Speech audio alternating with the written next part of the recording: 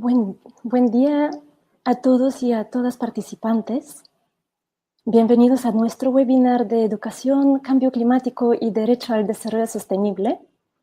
Por favor, si podéis escribir en el chat si se escucha bien y todo está bien con el sonido.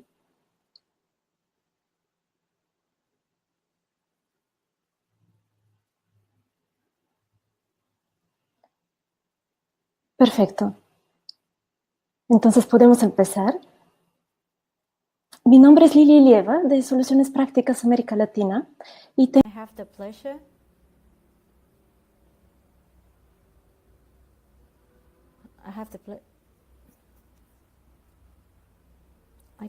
I'm sorry, I cannot hear.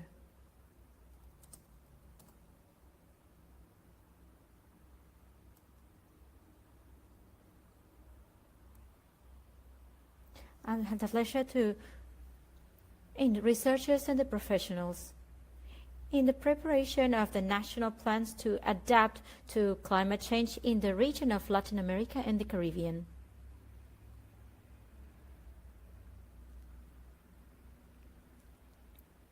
So now a little bit about the webinar structure. We have the pleasure to welcome 3 experts in climate change education. After the 3 webinars, we will have a session of questions and answers. So I will thank you if you could wait until the end of the session so you can write your questions in the chat. And we're going to share all the different expositions to all the different participants after the webinar through your emails.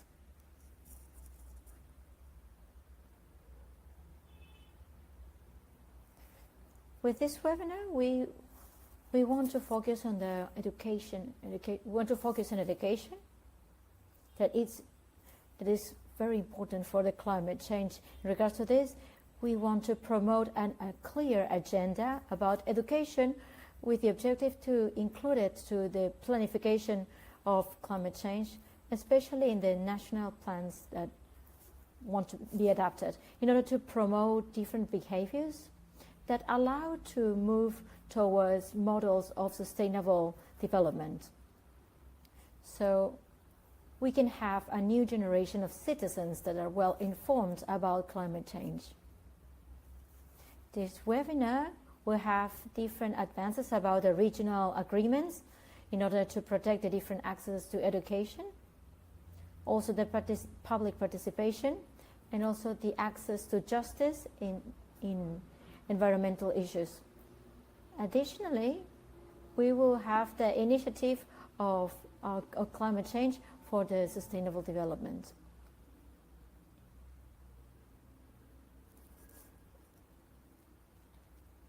And the Ministry of Environment in Peru will present experiences on environmental education. With these discussions, we want to answer to the following 3 questions. How this education, environmental education matters are related. How can we integrate the initiatives of environmental education in the different projects and national plans? And what successful examples we have in Latin America and the Caribbean.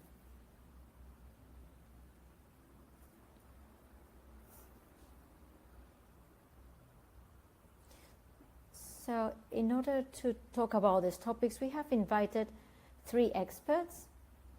Andrea Brusco, she's the Regional Coordinator Environmental Governance Program from the UN Environment Office for Latin America and the Caribbean.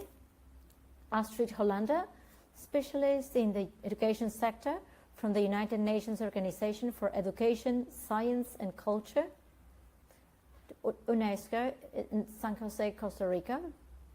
And Sylvia Mori, Director of Education, Culture and Environmental Citizenship from the Ministry of the Environment in Peru. So now I would like to welcome Andrea Brusco. Andrea, she's the Regional Coordinator of the Governance for Latin America and the Caribbean from UN Environment.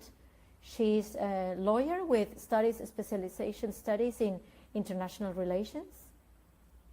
Since 2007, she incorporated to the program of the United Nations for the environment at the office in Latin America as a legal official. Before, she worked as a director for the environmental promotion at the an environment secretary in Argentina.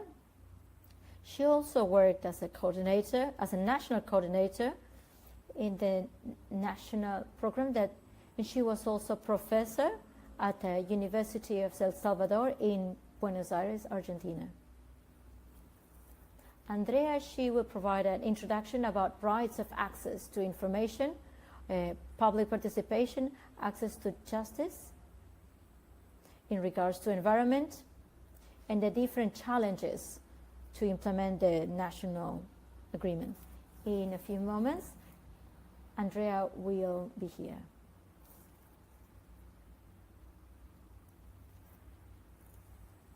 Thank you, Andrea.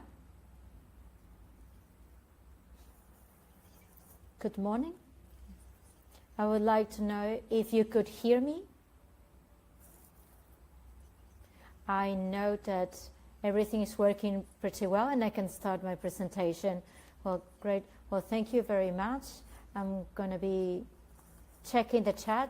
Let me know if you cannot hear me or if I need to speak up or if I speaking too loud. I would like to thank Regatta for the organization of this webinar and for the invitation of UN Environment to participate with the presentation of rights of access. We're talking about the importance of education, about the importance of education. I'm going to talk about rights, and obviously education have an important role in the protection of the different rights. We have a citizenship that is informed is fundamental for the exercise of all rights, especially for environmental rights. So, as it was explained in the introduction, I'm going to talk about a recently regional agreement that has been negotiated in Latin America and the Caribbean within 24 countries, and it's going to be open for the signature for all countries to sign it on September the 27th.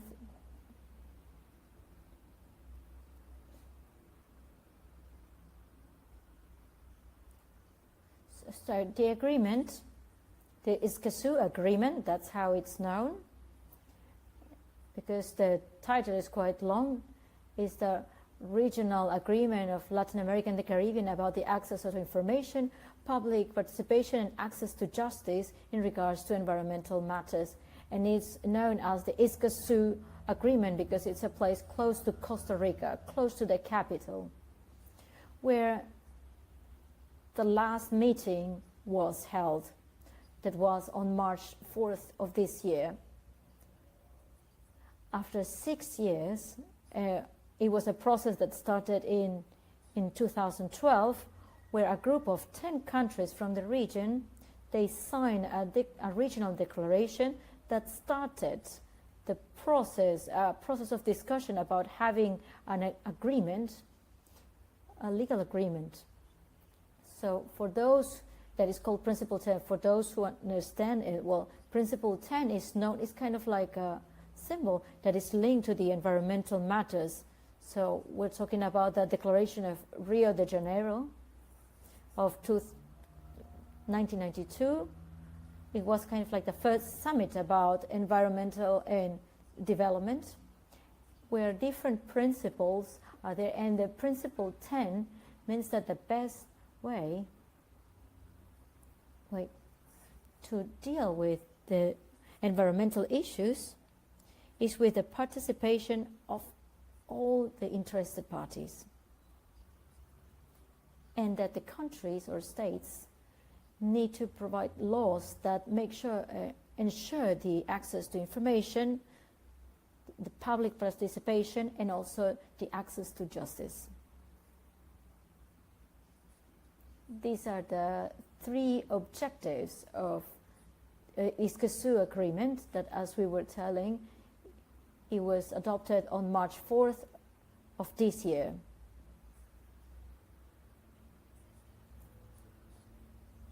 So the access rights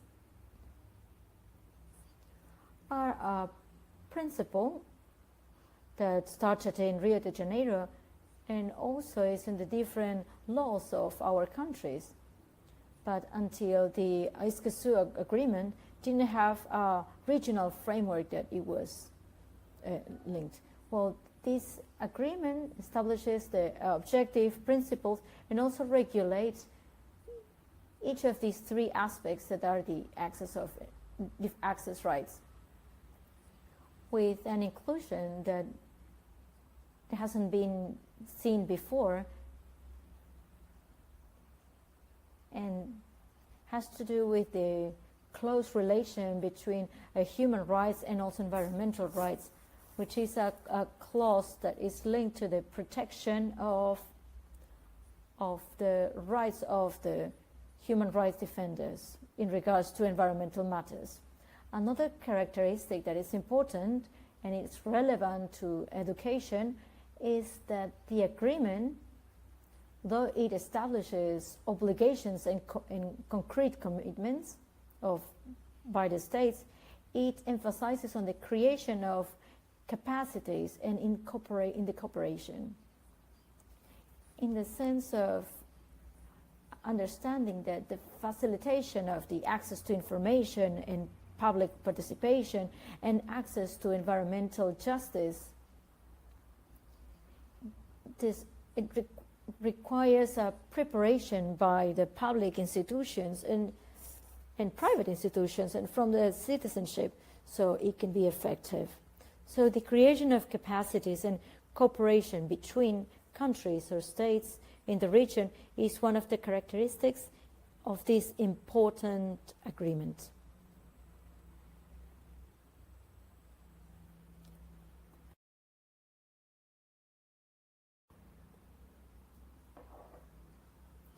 The agreement recognizes the rights of access, like this, for example, the subjective rights of the person or to request to obtain environmental information, to participate in the decision making, and also to claim in case there was a risk of vulnerability of environmental rights, and also recognizes in an important way the right of the citizen in the Latin America and in Caribbean to have a healthy environmental, a sustainable environment. And well, this establishes like a ground about the protection of these rights. This means that establishes a minimum understanding that has to be respected and recognized by all people in the different countries that are part of the agreement. But this doesn't stop, for example, that national laws are more strict, or for example, they have higher standards for protection. Another aspect is that it incorporates principles that are that have been developed recently in the environmental environment. So this is the principle of non-regression or the principle of pro person.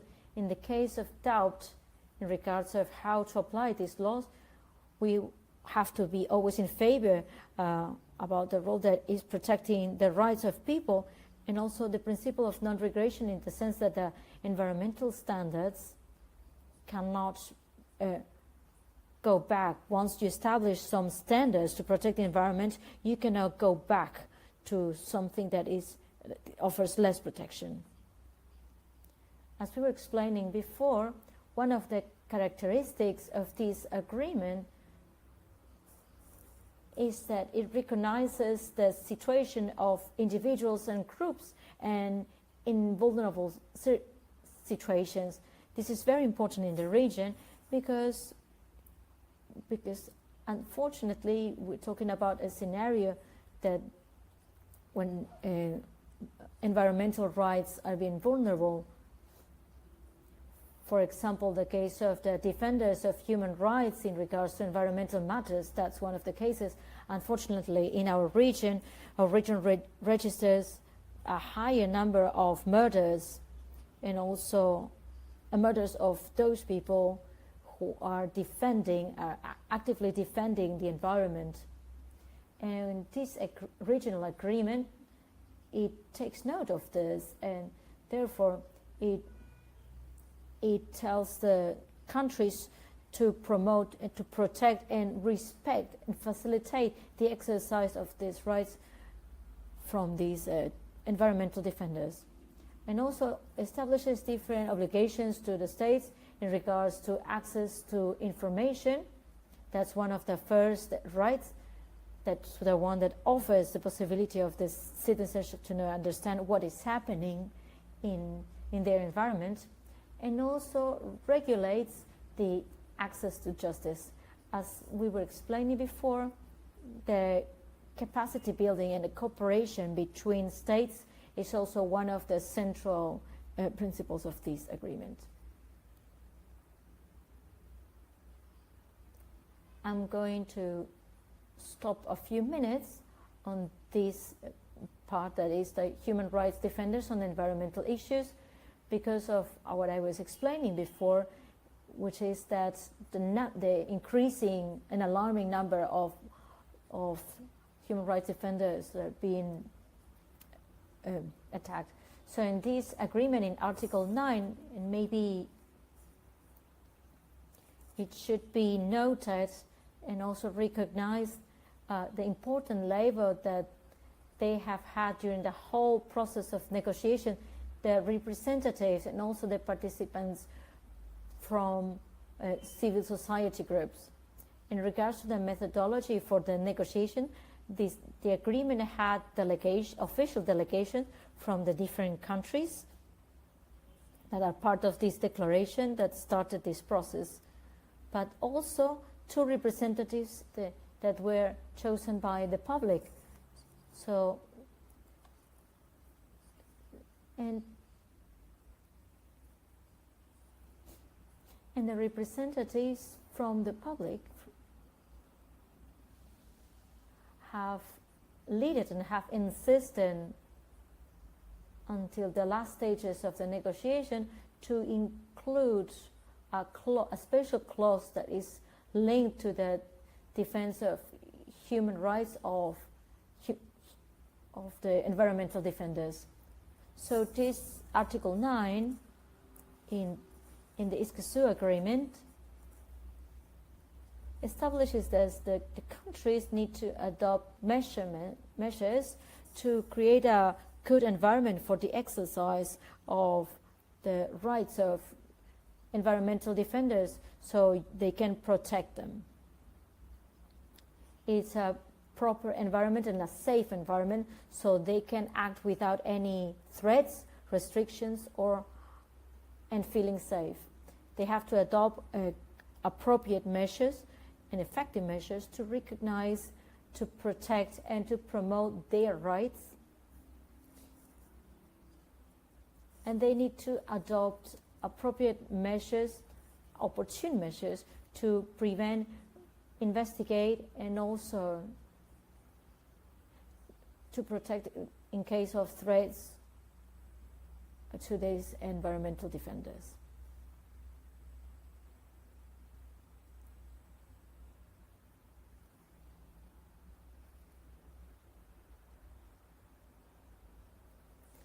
As we were explaining before, the agreement is going to be open for the signature, for the sign off by all the Latin American and Caribbean countries next September the 27th in New York. And then, internal processes to ratify this agreement will take place through the different national parliaments. And in order to be for the entry in force, it needs to have the approval of 11 countries. Well, this agreement it offers a new moment in the region in the recognition and protection of environmental rights, and proposes different challenges for its implementation. So the agreement assumes that a new type of dialogue between the state, the private sector, and the community is necessary for the exercise of the citizenship and also the rights that are within the agreement. The multiculturalism of the region,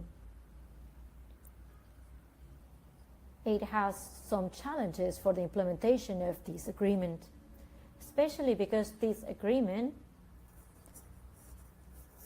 it emphasizes on the needs of the countries to adopt measures to facilitate the exercise of the rights to access to information, to participate, and to justice environment by those who are in situations in vulnerable situation. Also, it's going to be a challenge, the different reports on the state of the environment. That is one of the commitments that the countries are assuming that are part of the agreement. They need to produce reports periodically on the state of the environment. This is not something new because it's included in many environmental laws in some of the constitutions.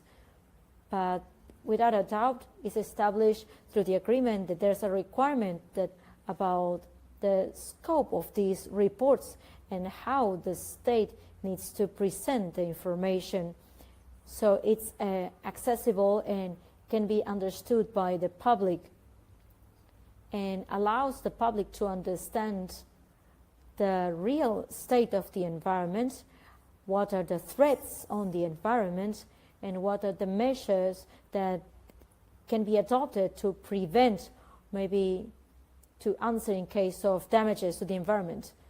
Also, the awareness raising and training, these are very important areas in this agreement. And here's where the value of the education value for the exercise of all these different environmental rights it's important. The effective protection of environmental defenders, that's one of the challenges of this agreement. Also, the role of the judges and the judicialization of the environment. We see that every time there's a trend in the region about judicialization, the environmental conflicts, and the judges from our region have to deal with environmental issues that are very complex, that also deal with society. And they generate challenges in regards to the traditional role of judges and the type of judicial action that are needed for these types of environmental rights. As we were explaining, the next step is the opening for signature. That's going to be on September the 27th of this year from UN Environment. So we have been supporting the different countries, and we'll continue with that support in the different national processes that are linked with the strengthening of the rights, access to information, access to environmental justice, and also that's why we are very optimistic about this new tool for the region, because it will be a protection for the whole region to access to information in regards to environment, so they can participate in the decision-making processes. And also we can have access to justice in the case of a vulnerability of environmental rights. The link that I'm including here, it belongs to an observatory of the Principle 10, which is by the CEPAL. And so the CEPAL is also the secretary that has been coordinating the negotiation of this agreement and will also be the secretary for the agreement when this agreement is in force. The Observatory of Principle 10, which we're supporting from UN Environment, has relevant information in regards to environmental issues in the region. The observatory offers to the different countries and the public references about these rights that are established in international treaties, and some in the countries and the region are part of these treaties, as well as other pieces of information about these rights. Rights also, for example, also about the laws and the rules from our countries, and also we are including judicial decisions that are important in regards to this topic. The information from the observatory is organized by countries, by type of rights, by topics, by political instruments. So it is a tool that we consider is very valuable to present to the public so they can understand the rights that they have in regards to environment. And also here we are offering material for the dissemination of Principle 10 in Latin America and the Caribbean, like publications, information, infographics, and other types of resources. So we think that the educational sector has a fundamental role to disseminate the knowledge of the different rights in regards to environment. As we were explaining, this is a cornerstone of any rights. So we only can exercise those rights that we understand, that we know, then we understand that at ours. So here, the role of the educational sector, it is very important for the exercise of environmental citizenship in our region.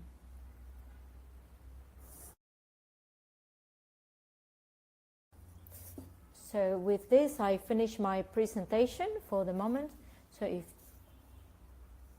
if you're okay with this. And I thank you for your attention.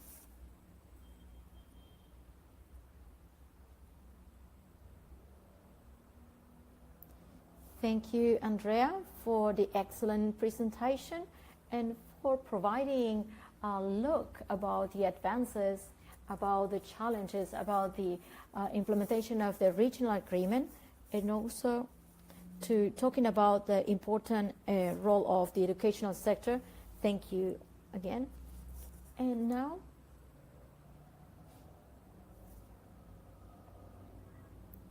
I have the pleasure to talk to Astrid Hollander. Astrid works as a specialist in the education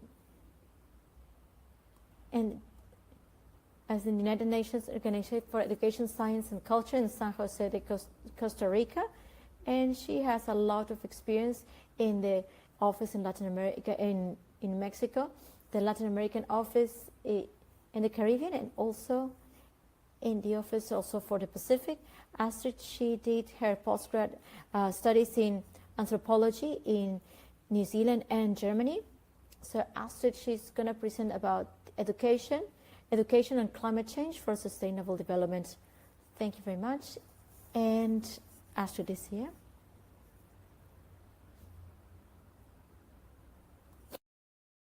Good morning, everyone. I hope you can hear me well.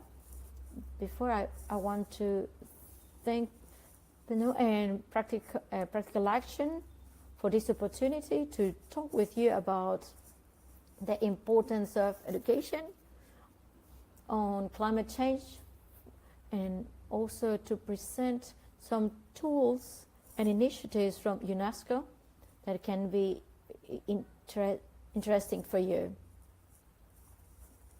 In UNESCO, we're working climate change in intersectoral form. You know that UNESCO have 5 sectors. We not only have education, also natural sciences, culture, communication and information. So we have a strategy that gathers all of these sectors about climate change. I work specifically on education. So I'm going to talk about the role of education. And in UNESCO, we work within the framework, in the program we call Education on Climate Change for Sustainable Development. So I'm going to talk about this framework in which we are working.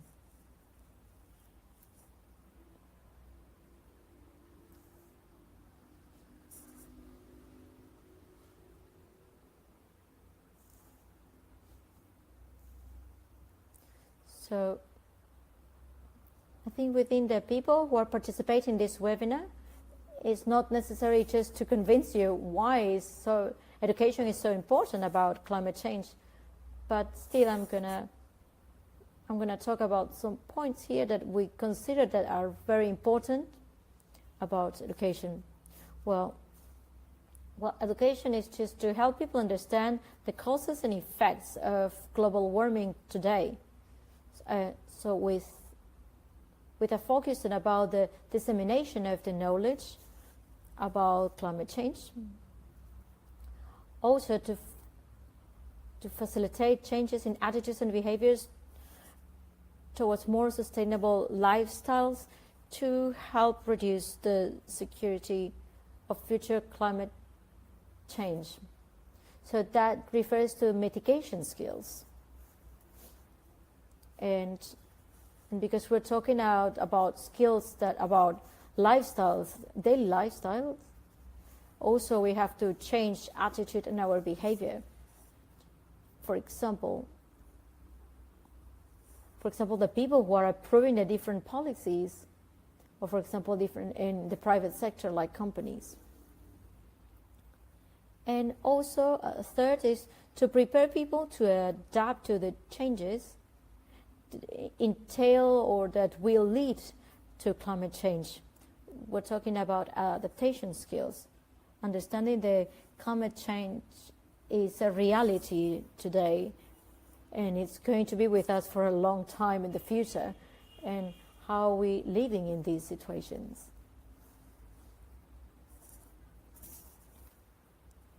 Within the international context, there are many commitments, different frameworks in which we're talking about climate change and education. Probably you've heard about the Agenda 2030 for Sustainable Development, which is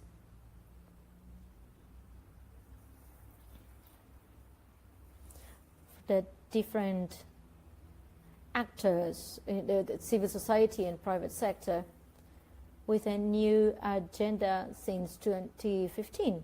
In this framework of this new agenda, 7 objectives are adopted of sustainable development as the SDGs. These are objectives that have to deal with a reduction of poverty, gender equality, health issues, environmental issues, etc. And also, it also has 169 goals that are quite ambitious until the 2030. So in this agenda, there's a direct reference to education through the objectives, the objective number 4.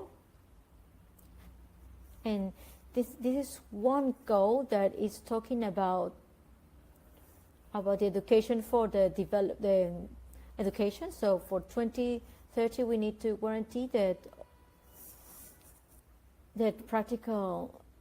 are necessary to promote the sustainable development, including the issue of the climate change. I think I'm talking too fast.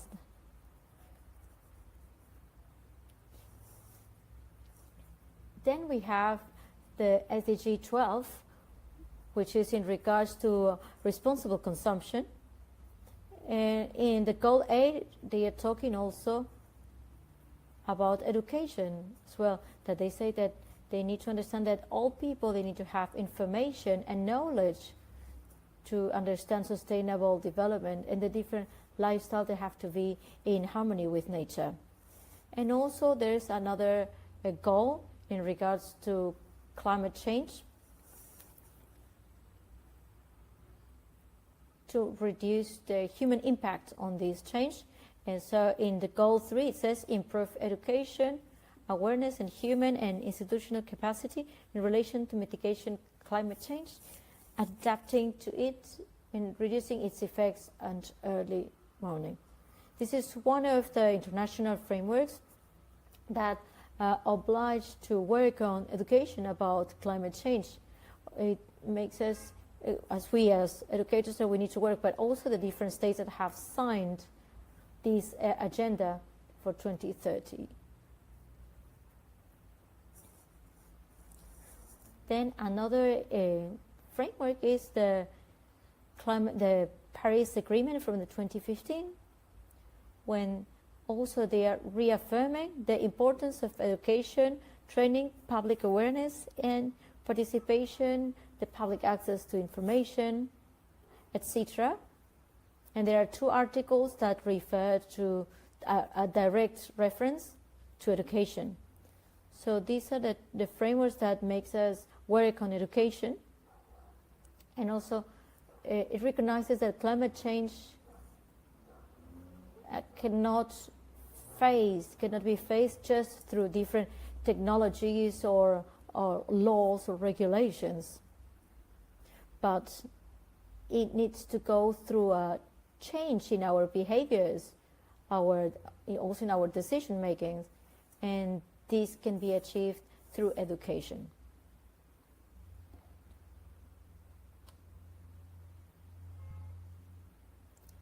As I was mentioning before, the UNESCO is working on climate change within the framework of education for sustainable development, especially since 2014. It's been approved, a global action program has been approved. So within this framework, we're working together with the different states about climate change. Also, the UNESCO advocates for education about climate change and ESG at the global level. For example, it's about the advocacy that there would be a specific goal about the objective about sustainable development and education that refers to education for sustainable development. And also, our member states, they have obligations to comply with the obligation of the Paris Agreement. So the UNESCO is supporting the member states about different mechanisms and tools so they can meet these obligations. For example, about orientations and about guidance documents and teaching, and something very practical like teaching and learning materials. Also, besides this work that we do with the decision makers and the people who are in charge of these public policies, we work also at a local level with educational schools where we can also have significant changes. Also, we have platforms that I will present in a few moments where we can disseminate good practices in the different countries and in the different communities, educational communities. And also we are working for a few years with young people, because we understand that they are very creative people, they have a lot of energy, enthusiasm, and they have interest in so to have a sustainable future. So we work with many young networks from young people.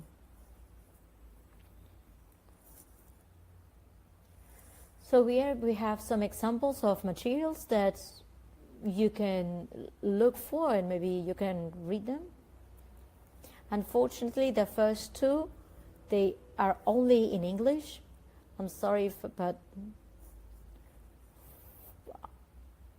for those of you who understand English, I recommend you to read them.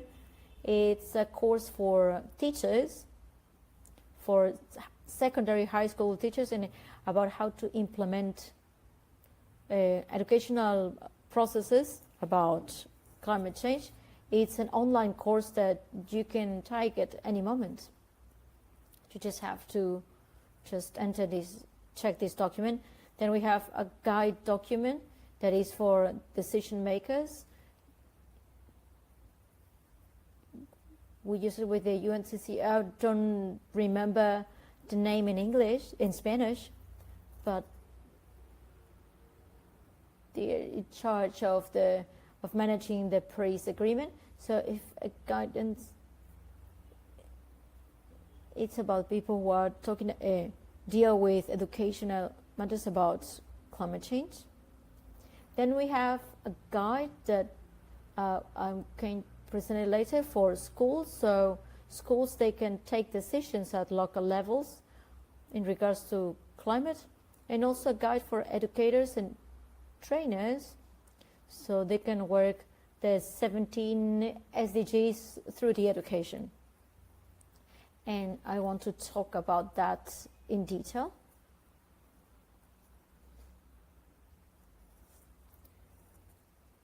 So in this guide, especially for educators in the different formal levels of education,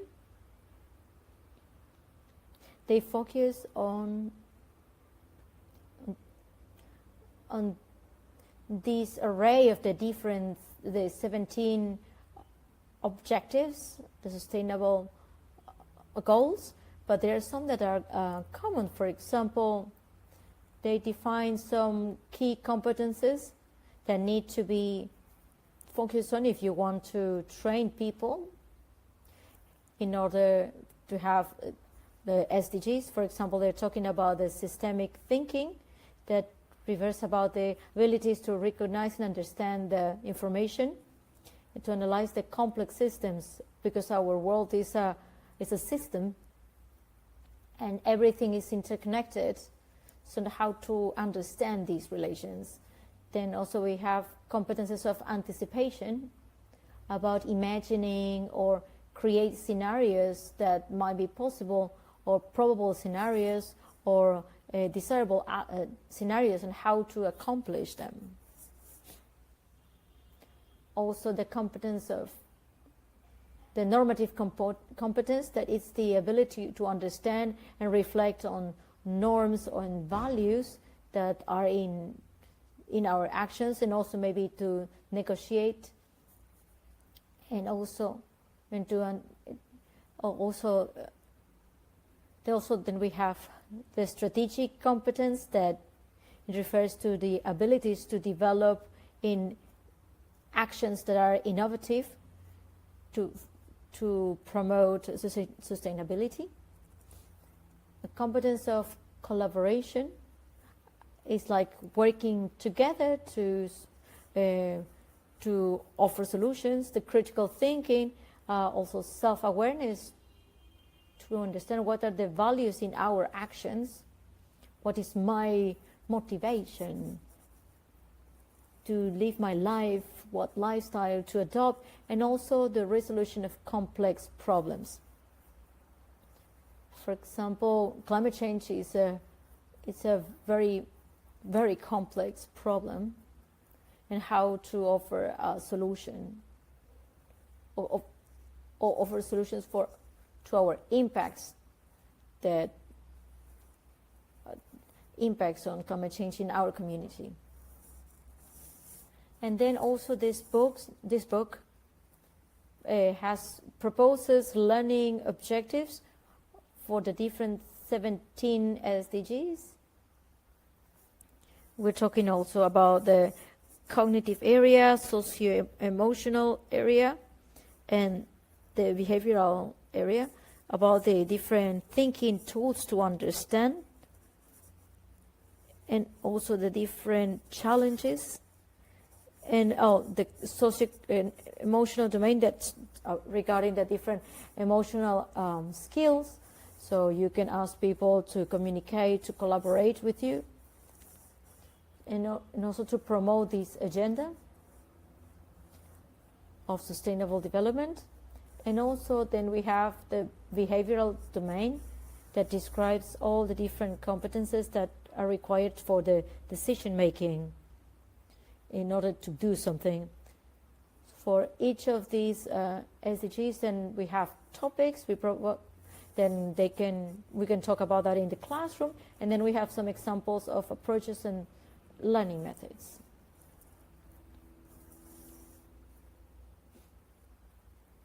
Here for today's topic, you have a proposal of the different learning objectives for the SDG, which is the number 13, which is climate action. So here you can see that it's grouped according to the different learning objectives. For example, this is the cognitive one. For the first one says that the learner understands the greenhouse effect as a natural phenomenon caused by an insulating layer of greenhouse gases. So this is more like an ability of knowledge. Then we have the socio-emotional learning objectives. For example, the learner is able to help others to commonly agreed strategies to cope with climate change. Then we have behavioral learning objectives. For example, the second, the learner is able to act in favor of people at risk due to climate change. So you can read these objectives, and everything deals with climate change in all different aspects. And for example, they're talking about how climate change causes migration and the moves of people from one age, that it's also an ethical problem. There are questions like who's the responsible for this, who needs to pay for this, who needs to take more action than others. So there are some dilemmas that are proposed here.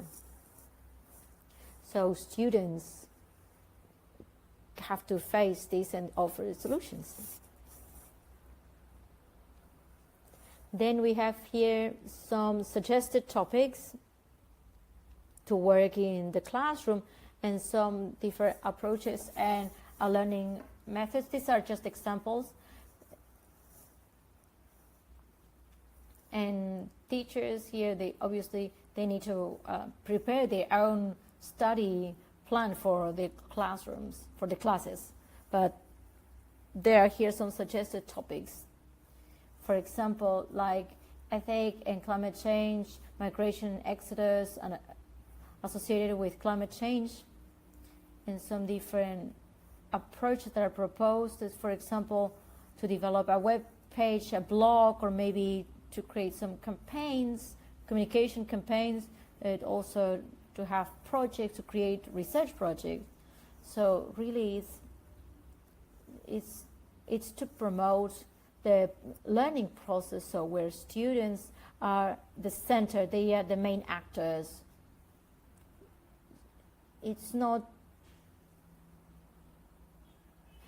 just a traditional teaching where there's someone at the front just teaching and the students, they just have to memorize. It's really about, for these competencies that are key, that I mentioned before, it's not enough for this traditional teaching. The students need to participate. This has to be focused on the students rather than in the teacher.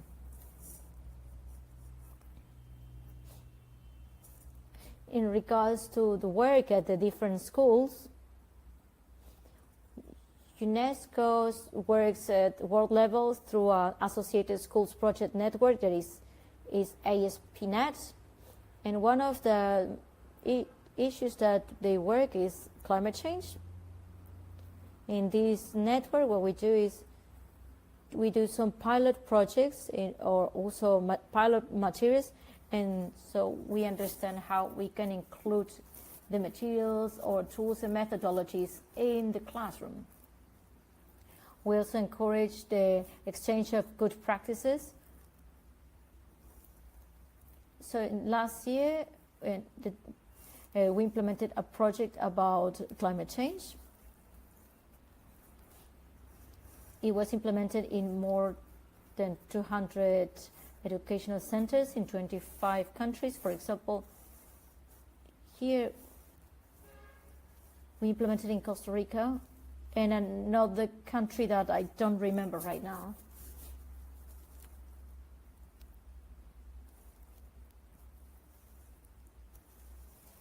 So within this framework, the schools, they need to focus with the emphasis, they have a comprehensive school focus with emphasis on climate change. So in this educational program, we are promoting this focus, this comprehensive school focus that is going to a school and to include a vision towards sustainability. So in this case, in this project, to have this specific focus on climate change. What does that mean? Is that the school, in their project, educational project, they have to have a focus on an adaptation to climate change. So through their different management tools include this vision. In their teaching methods, they include also, besides sustainability, they need to include climate change. Through their different activities, they can work on this topic. In their facilities, also, they are focused on, for example, on reducing the carbon footprint. And also, in the relation with the community, they can integrate this idea of climate change and sustainability.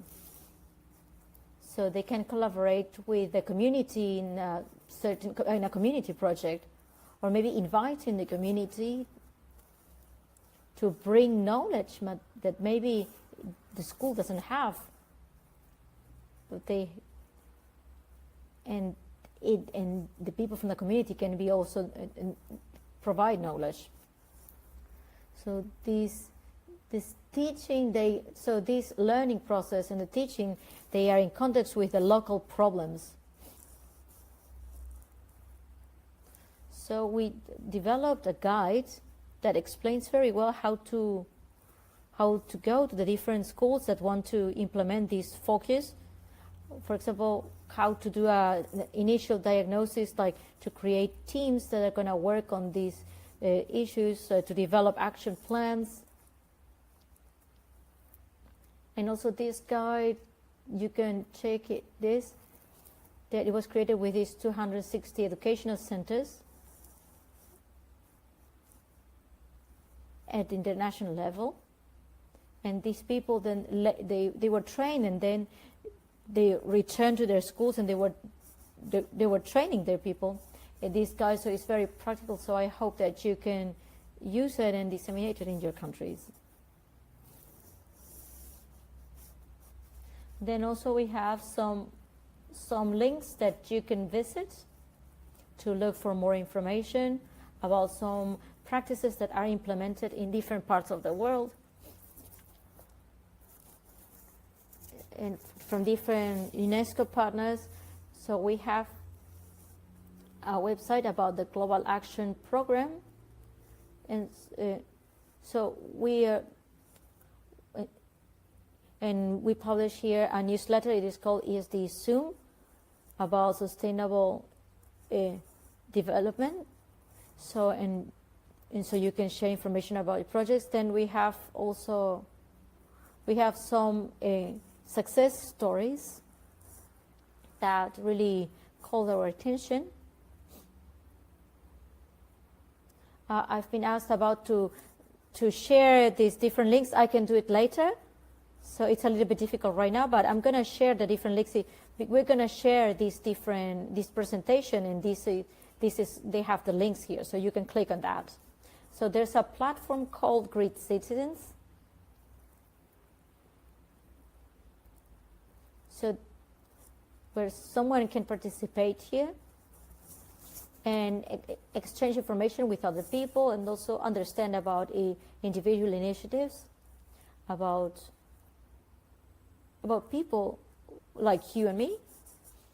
And also something that is very interesting, I want to promote about this award, which is an award that is funded by the Japan government, which is for education for sustainable development. It's UNESCO is for 10 projects that are for sustainable development. So it's each for $150,000. For example, in Guatemala, an NGO called CERES, they're working with young people. They're working about sustainability and also climate change. So if I'm not wrong, so when you want to register every March, so you have to check this website, so you can apply for this. So the application is done through the different commissions.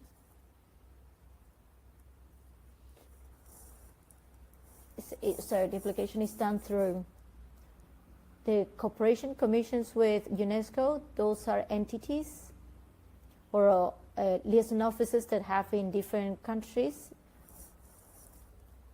and they promote the UNESCO work in their countries. So it's worth it to see this and to participate in this award. So it's a good experience. Then we have this work with decision makers, more like at a more policy level. So we need support for the national ACE focal points.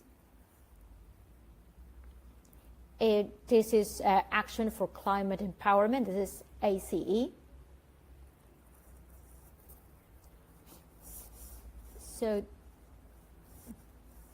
So these are focal points that are in the different ministries of environment. So maybe when you remember, it's more like Kyoto Protocol. There was an Article 6, I think, and they were talking about education, information, and training, and there were some focal points for each country about this article. So now with the Paris Agreement,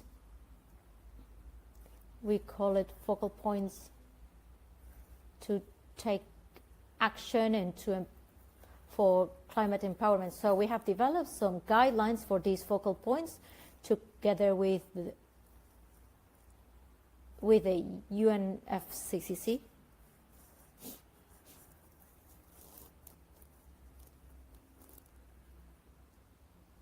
We've been working with them through their participation in regional governments and in the development of skills. So we are involved in these countries to develop national strategies in regards to climate change and education for sustainable development.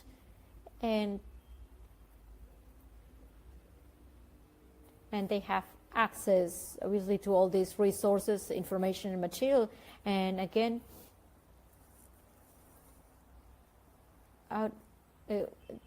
through this CC clearinghouse, this is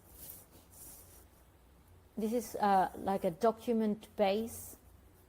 It's a resources bank about climate change. Then we have our resource bank, which is bigger, which is ESD. Then we have also the GAP website for education for sustainable development. And then we have also the newsletter. As I was mentioning before, I think it is important. It was a lesson learned from the implementation of education for sustainable development, that it's very important to involve young people, because they are the ones that are going to be more affected because of our current actions in the future, and our lifestyles are unsustainable, and also because of their energy and the creativity, the capacity to manage the new technologies and social challenges. So, and they are able to mobilize change, and they are going to be the future decision makers. So there's a network called Young People of Okayama. In 2014, so we called for an international conference. So in this conference, there was a group of young people who stood out because of their action in this in the sustainable development. So they are working together, and they are participating in different spaces in the UNESCO. Also, in the World Program of Action in ESD, we have a priority. There's a priority about young people movement, and there's a network of partners, and they are representatives of young people. There are NGOs, there are UN organizations, so they are working together to move forward in this topic. Then, in the last 2 years, we implemented a project that is focusing on the development of skills, so they can take actions in favor of education for sustainable development. So we have developed forums for young people, like the Youth Forum in 2018, and we are we're facilitating the participation of young people in the COPs. And this conference is about these agreements. And also where we have the network of associated schools, which is called Red Pair. Through the different projects in the different schools, young people can be educated. And also we have the UNESCO Japan Prize in ESD. We were able to award actions that were taken by young people.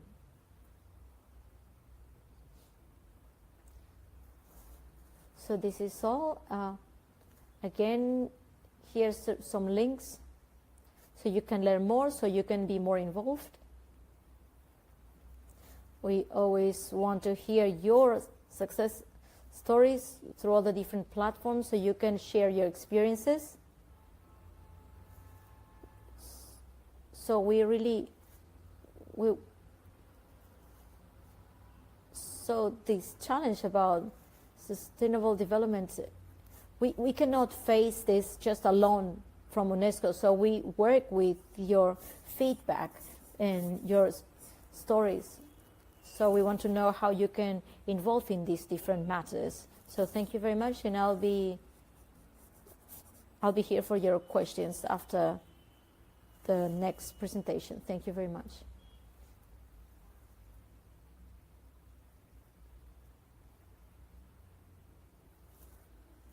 Thank you, Astrid, for giving us this vision about the different initiatives from UNESCO and all these interesting guides that can support the different institutions in regards how to deal with these issues in their initiatives.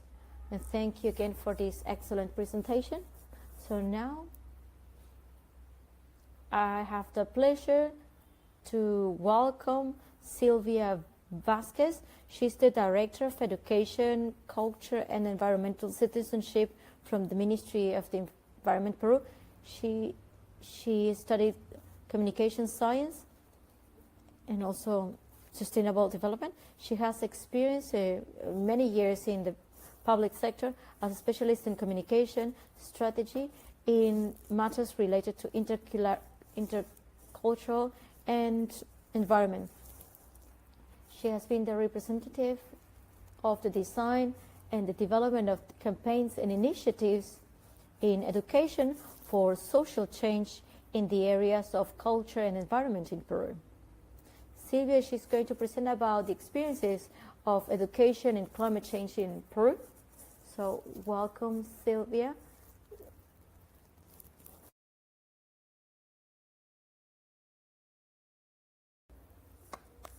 Good morning, everyone. Thank you. I want to also thank the invitation of UN Environment in Regatta, and I want to also greet the other participants. I think that they are people from Honduras, Mexico, Paraguay, Colombia, Panama, and also probably there's another country that is here. And the idea of this space is to be able to share these experiences. And also want to tell you that recently we were in the red of environmental network from Latin America and the Caribbean with specialists from different countries. We had the opportunity to share our advances in regards to environmental education and also to give us some feedback about our experiences. And from Peru, this is the work that we've been developing in regards to environmental education that is linked to climate change, but especially as an instrument to work with local governments. We as a ministry, we're working environmental education, so we have a role that we need to work with local governments in regards to education.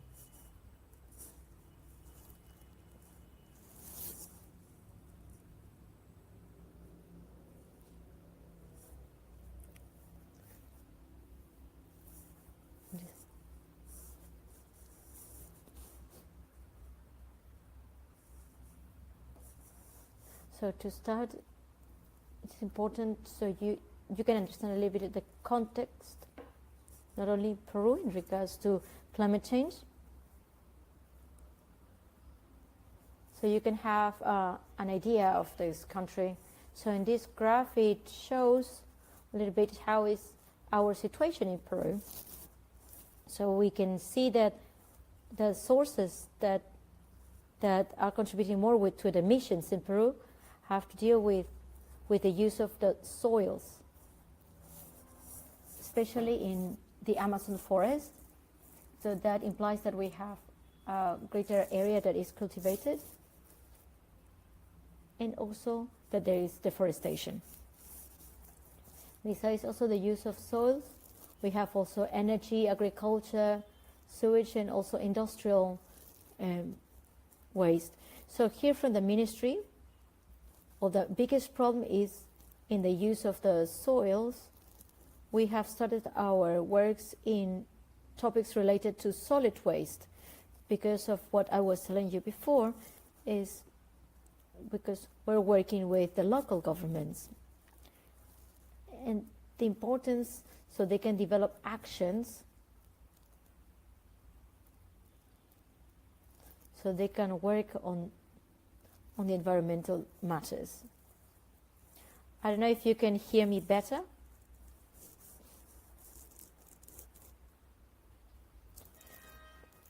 Well, I also would like to express that a little bit about what the other speakers have talked about, also the matter in regards to education.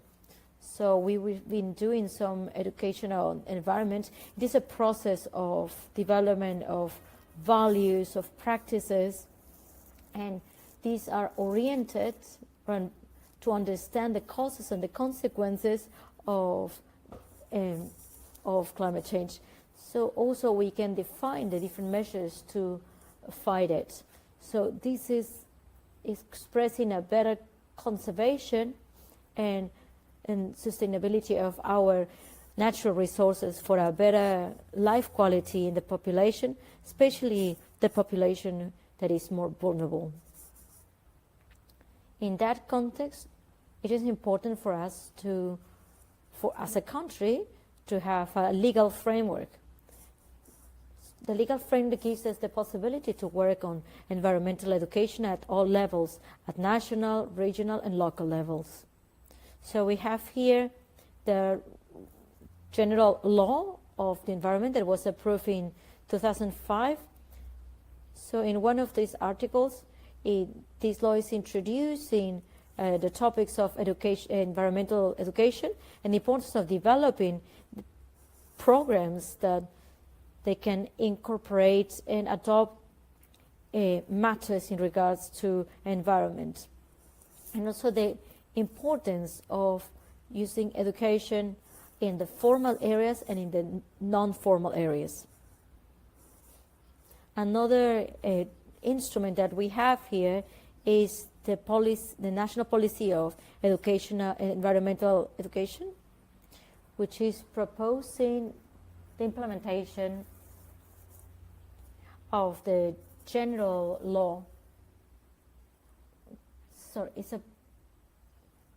they are in charge of the actions that we have. Two ministries are responsible for that, in this case the Ministry of Environment and the Ministry of Education. So this obviously is in coordination with the entities, the national entities, according to the competencies. Another law that we have is that helps to implement at local level is the organic law of municipalities. In Peru, we are divided in municipalities. There are more than 1,000 municipalities at national level. And within this law, there's a component that deals with issues about the importance of promotion, the environmental education, and as well as the prevention culture through education. Another important element that I want to share with you is the advance that we had recently had. The approval of the law. I'm sorry, it says here on this slide, it says this law, but this law has been recently approved on April 18th. So within these chapters, there's one in regards to environmental education, where it is established that the Ministry of Education and the regional governments and local governments, in coordination with the Ministry of Environment and other sectors, they have to design communication strategies to promote environmental values according to the impacts and risks of climate change. So also considering the culture and linguistic aspects of our different regions. And also that helps us to continue strengthening the environmental education.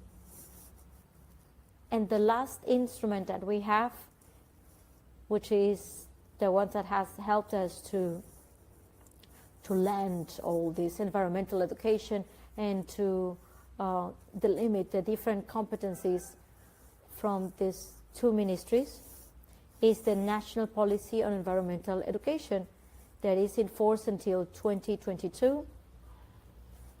And it's presented as an instrument that proposes strategic objectives that are clear, 4 objectives, more than 50 actions, indicators as well that answer to our strategic objectives, also goals and responsible people.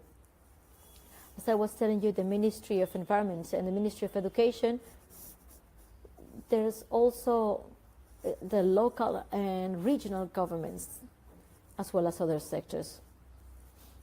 So it's this plan that allowed us as a ministry to move forward towards a proposal that allows us to have the educational environmental education actions. So that's how this instrument is born, that we call the Municipal Program of Educational Culture and Environmental Citizenship. This is an instrument that unites all the different actions that different local governments have been developing. So this instrument allows to have actions that are not independent, so that these actions are interconnected and actually answer to the needs to improve the environmental education of our citizens. One of the characteristics of this instrument is that multi-thematic. So today we are developing the climate change. So this instrument allows also for the different municipalities can prioritize the different actions depending on their context. So there are municipalities that they prioritize saying topics about solid waste or maybe water. So they can face the problems of, for example, droughts or freezing climates. So depending of the problems of the locality, they can put this problem in the agenda and they can develop actions of environmental education. And another characteristic of this instrument is that unifier, and it allows also that it's not that it's a work that is just from the local government, but that also encourages the active participation of the local actors, because these local actors are the ones that are going to help to implement these actions in order to strengthen the environmental cultures from these citizens. So in this program is that I would like to go deeper in the development.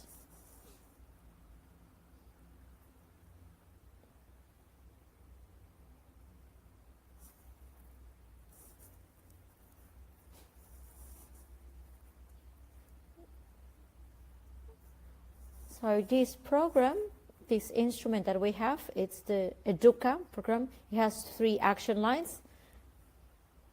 The first one is environmental education. So here we work or we promote the work at local governments, and especially in schools. We train schools, and we promote the training of school environmental promoters. The second point is more linked to community environmental education, and so we're trying to rescue public spaces as spaces that can be training spaces, education spaces for the environment. The second action line is in regards to environmental culture and communication. And here is where we have all the different efforts from local governments in the developing of the designing and implementing campaigns about information or events that allow to reach the most amount of citizens with this environmental focus. And then we have the third action line that is in regards to citizenship and environmental participation. And here we promote that local governments, they encourage the formation of young environmental promoters, something that our colleague was also presenting from UNESCO, because it's important to work with young people from our areas. They could be from the universities or institutes. They have a special interest in supporting environmental education. And the second activity is also linked to the training of community environmental promoters. So we can identify those local actors because of their leadership. They are closer to the citizens and they can be change agents.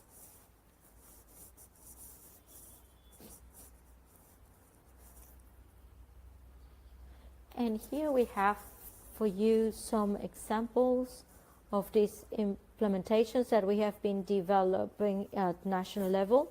So the first one, as I was telling you, it's in regards to the schools. So we have some pictures of children from different schools that are incorporating the environmental focus within their practices. So we can see how through teaching and these examples, they can also they can also work about the different matters in their curriculum. For example, according to their syllabus, for example, this work with small gardens, and they can work at schools, and they are working also, they can be associated to math, to food, and from that they can start valuing the natural richness that we have. The second action line that I was telling you, the second point, sorry, it was in regards to public spaces, public spaces that can offer educational, environmental education. For example, closed spaces like libraries that in the municipalities, or research centers, or interpretation centers that we can have in the different localities, or also other areas like parks that are open spaces where we can use as environmental education areas. For example, in our case, we can see the potential of natural protected areas, so they can be also these spaces for environmental education.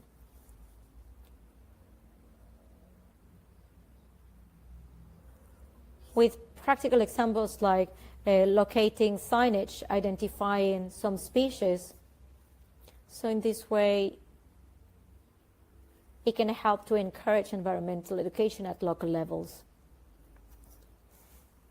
In the case of environmental culture and communication, as I was explaining, we have the different campaigns in which we can participate in order to encourage a good citizen behavior. For example, from the ministry, we are encouraging this campaign about how to manage solid waste. This campaign is called Peru Limpio, or Clean Peru. It's a national campaign that not only involves the Ministry of Environment, but also local and regional governments, also the civil society, also companies, and also it promotes this message to this citizenship about how to manage solid waste. And one of the strategies that we've been using is in regards to implement actions at massive events. For example, in case of different celebrations or festivities or sports events, we use these spaces to promote environmental education in regards to the management of solid waste.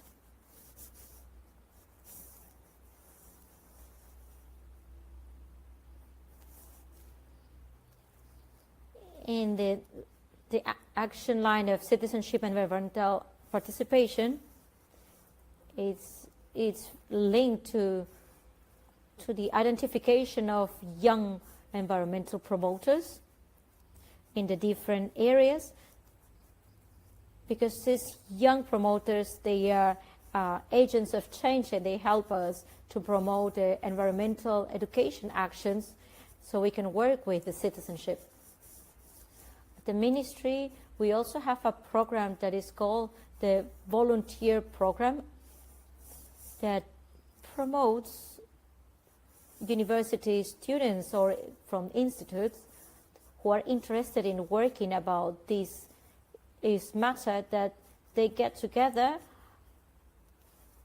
to work on environmental education matters to promote the knowledge to the citizenship.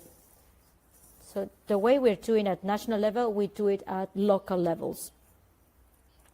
And finally, we have also the work that is very important to identify, as I was explaining before, of community environmental promoters, those local leaders that are always present in the different cities and who are a reference for the citizenship. We can add them to these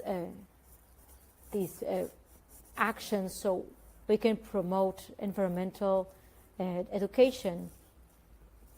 So we can work with them, for example, we can have actions that can help us to the mitigation of the climate change actions. For example, in these pictures, we see the actions about planting trees in the cities. So in order to have more green areas, green spaces in the cities, and also the encouragement of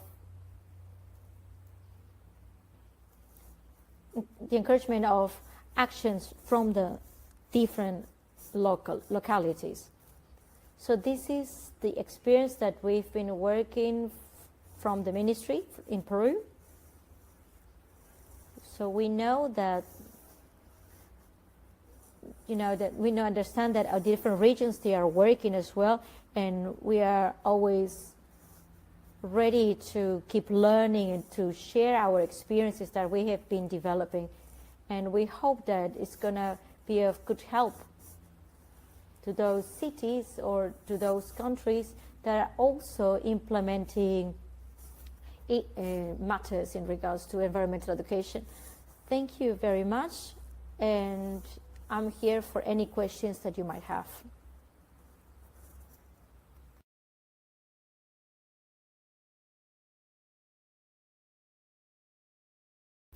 Thank you very much, Sylvia, for this interesting presentation about the advances in Peru in regards to environmental education, and all the different practical examples that have been developed and implemented in the country.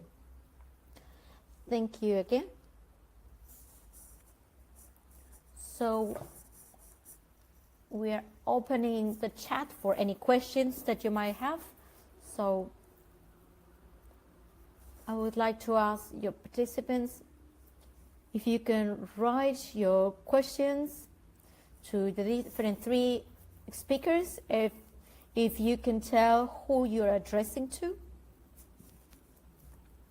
Again, while we are waiting for questions, I just wanted to mention that we are going to share these, the recording of this webinar, as well as the different presentation of this webinar, and also the email from the different speakers in case you have more questions. And if you can be in contact with the speakers. So we have here a question from Kelly. It's to Sylvia. She would like to know more about the university environmental promoters. So Sylvia, if you can talk a little bit more about this initiative. Thank you.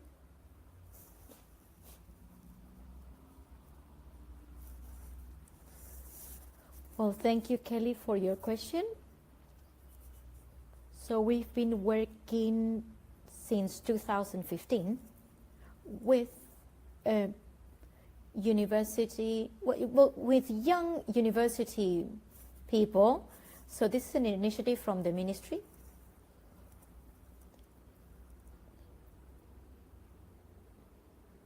And recently we are trying to keep it, make it more formal in order to recognize this work that we've been doing with the young people. So this program, this training program of environmental promoters is about two actions. One is in regards to the training that we provide them. So the ministry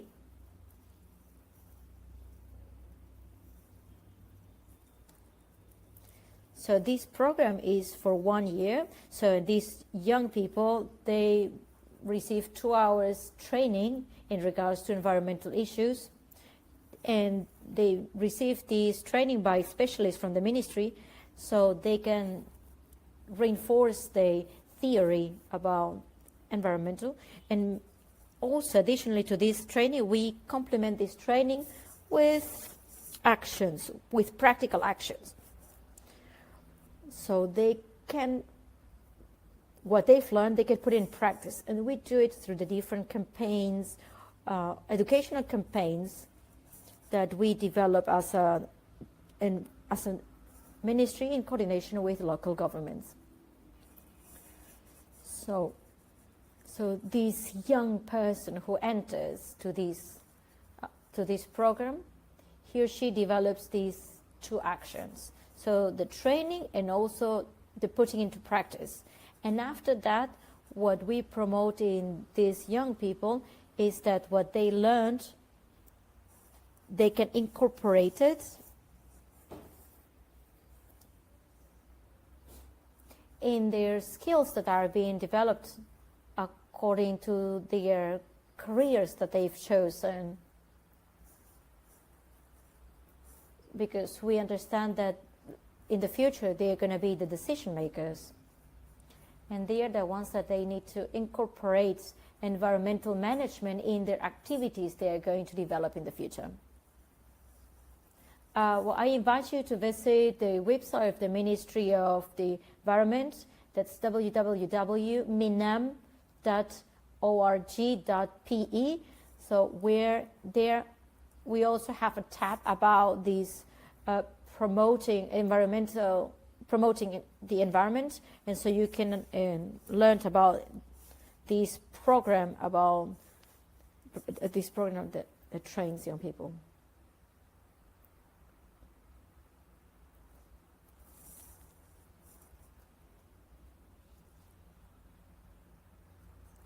Thank you, Sylvia, for all these details about this initiative, about these university promoters. I think we have a few more questions. One question. It's for Andrea Brusco. It's from Catherine Bernal. What measure does the agreement have that help to guarantee its fulfillment from the different signing countries? Because there's still a regulation at the countries that they want to guarantee the access to information in regards to environmental matter, to promote judicial actions that guarantee such rights, and sometimes they have to wait, and as a result, when the information is received, yet the environmental issues have been forgotten. So I'm gonna pass it to Andrea. Thank you very much, and congratulations for the two presentations that were excellent. In regards to effective measures to assure the fulfillment of the signing countries, something important that I want to mention in my presentation, but maybe it was not with enough emphasis, is that the agreement, as I was explaining, establishes commitments to the different countries in regards to deadlines to provide information, in regards to minimum requirements, in regards to public consultations. The agreement, it has all these different elements. The emphasis and the main focus of these characteristics of this instrument is that it wants to be a cooperation instrument between the different states to improve the capacity for the exercise of these rights. This means that the agreement doesn't establish the very rigid mechanisms that, for example, of monitoring, of fulfillment of what is in their national legislations. It does have a fund of voluntary contributions to support the implementation of this agreement. There's established a conference of the different parties that are going to be doing a follow-up of this fulfillment of the agreement. And also there's a supporting committee for the application and fulfillment of this agreement. This clause, these follow-up committees are in several of the environmental agreements. So in this case, it's established as a subsidiary body in one of the parts of the agreement. to promote the application and to support the parties in the implementation of this agreement. So this commitment will be a consultative commitment. It's not going to be judicial. It's not going to be providing punishment. So it's going to oversee the fulfillment, and they can also provide suggestions so they can make sure that there's a significant participation of the public and considering the capacities from the different parties. So this article, as you can see in this, and why it was created, is a supporting committee to fulfill this agreement, and this reinforces this philosophy of the agreement that is not to be this agreement not to become like a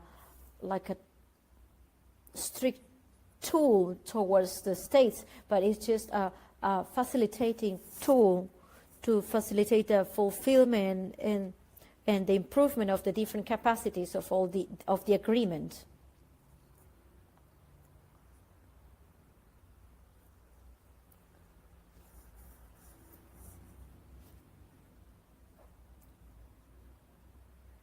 Thank you, Andrea. Well, we have time for just one more question. And here's a question that I would give it to Astrid.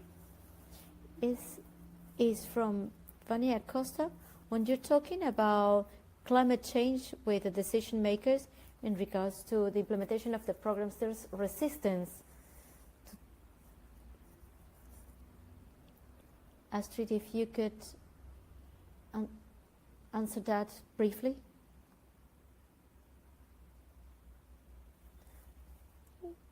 Yeah, I saw the question. There were some specific questions that I can answer in the chat about the school network. Well, in regards to this question, I have to say that in my experience, I don't find, if there's the climate, I don't have, that the criticism if the climate change is real or not, because I don't find that. Everything is clear that this is a phenomenon that is real, that is happening. And it's happening because of human action, and we are understanding that the education has an important role to support people to learn about this phenomenon and to take actions about it. So there's a skepticism, for example, in comments like here in Latin America, it's not that they deny that there's a climate change, but they ask, why do we need to do something, because this is caused by richer countries, like, for example, like the United States and countries in Asia, which is true, really. It's more like questioning why we need to do something where the mistake was done by other people. And like sometimes the mitigation is not so important. It's more like the adapting. So I think I think there's more questions about, like they say, we are not guilty. The others, they need to change first because they are the guilty ones. So this happens once in a while, and there's some resistance at the practice level. In the discourse, there's a lot about education for sustainable development, but in the practice, there's resistance towards theses in the classroom, because this requires a change that we need to understand, that we need to vary from would have to focus, that there's like math and reading, but we need to change the focus on why we're educating, why we're learning, what we want from these students. So I see here that the educational system is, it moves slowly, and so we need to do more so until this is a practice. So that's why we were talking about these different focuses that allow at a school, independently from if there's like a policy about taking action or not. This depends a lot about a motivated team, like a community that is committed. But that's where we can see more changes. In regards to the award, I'm gonna send you some links later.